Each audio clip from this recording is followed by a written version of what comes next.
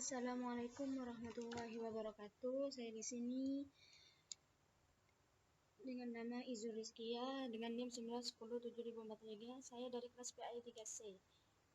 Saya sini makul desain penelitian dan analisis data kuantitatif dengan tema memahami desain eksperimental atau desain faktorial. Pengertian penelitian eksperimental. Penelitian eksperimental adalah suatu set tindakan dan pengamatan yang dilakukan untuk mengecek atau menyalahkan hipotesis atau mengenali hubungan sebab akibat antar gejala. Menurut Arboleda, penelitian eksperimen adalah penelitian di mana peneliti dengan sengaja melakukan manipulasi terhadap satu atau lebih variabel dengan suatu cara yang dapat mempengaruhi variabel tersebut. Menurut Kerlinger, penelitian eksperimen adalah penelitian di mana peneliti melakukan manipulasi dan kontrol terhadap satu atau lebih variabel bebas, sekaligus pengamatan terhadap variabel-variabel lain yang terikat untuk menemukan variasi yang muncul karena adanya manipulasi tersebut. Menurut Sugiono, pada tahun 2016, desain penelitian eksperimen terdiri dari 4 desain, yaitu True Experimental Design, kedua Factorial Experimental Design, yang ketiga Pre-Experimental Design, yang keempat Quasi-Experimental Design. Hal-hal yang perlu diperhatikan dalam penelitian eksperimental. Yang pertama, partisipan, yang kedua variabel bebas, yang ketiga variabel terikat. Pengertian desain faktorial.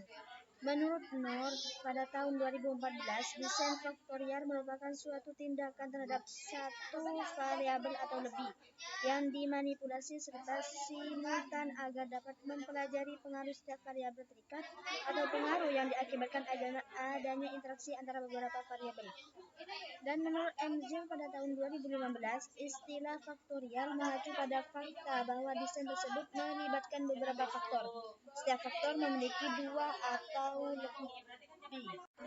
Percobaan faktorial adalah percobaan yang perlakuannya terdiri atas semua kemungkinan kombinasi taraf atau level dari beberapa faktor.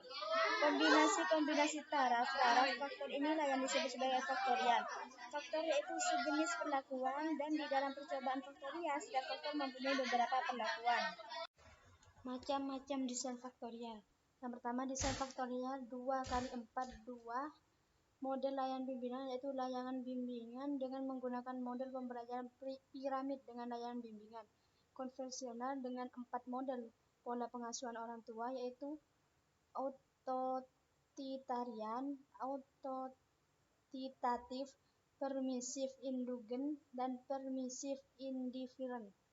Yang kedua, desain 2x3, dua model bimbingan layanan dengan menggunakan model pembelajaran piramid dan layanan bimbingan konvensional dengan 3 kategori sosioekonomi, yaitu keluarga sejahtera 2, keluarga sejahtera 3, dan keluarga sejahtera 3+. Yang ketiga, desain 2x2, menggunakan dua model bimbingan layanan dengan menggunakan model pembelajaran piramid dan layanan bimbingan konvensional dengan dua jenis kelamin, yaitu laki-laki dan perempuan, serta kategori sekolah, yaitu TK inti dan TK imbas, dengan pengkategorian level TK berdasarkan data dari Diknas Kota. Tujuan desain faktorial. Tujuan dari percobaan faktorial adalah untuk melihat interaksi antara faktor yang kita cobakan. Ada kalanya kedua faktor saling sinergi terhadap respon positif. Namun ada kalanya juga keberadaan suatu faktor justru menghambat kinerja faktor lain atau negatif. Adanya kedua mekanisme tersebut cenderung meningkatkan pengaruh interaksi antara kedua faktor. Keuntungan desain faktorial yaitu 1. Semua unit percobaan dilakukan dengan mengevaluasi efek dari masing-masing faktor. Kedua, interaksi antar faktor dapat diduga sehingga dapat diketahui apakah faktor bekerja sendiri atau memiliki interaksi dengan faktor lainnya. Yang ketiga, ruang lingkup pengambilan kesimpulan lebih luas. Kerugiannya yaitu analisis statistika menjadi lebih kompleks dan panjang. Kedua, makin banyak faktor yang diteliti, kombinasi perlakuan semakin meningkat pula, sehingga ukuran percobaan semakin besar dan akan mengakibatkan ketelitiannya semakin berkurang. Yang ketiga, terdapat kesulitan dalam menyediakan satuan percobaan yang relatif homogen. Yang keempat, interaksi lebih dari dua faktor agak sulit untuk menginterpretasikannya. Mungkin cuma ini yang dapat saya sampaikan. Kurang lebihnya mohon maaf. Assalamualaikum warahmatullahi wabarakatuh.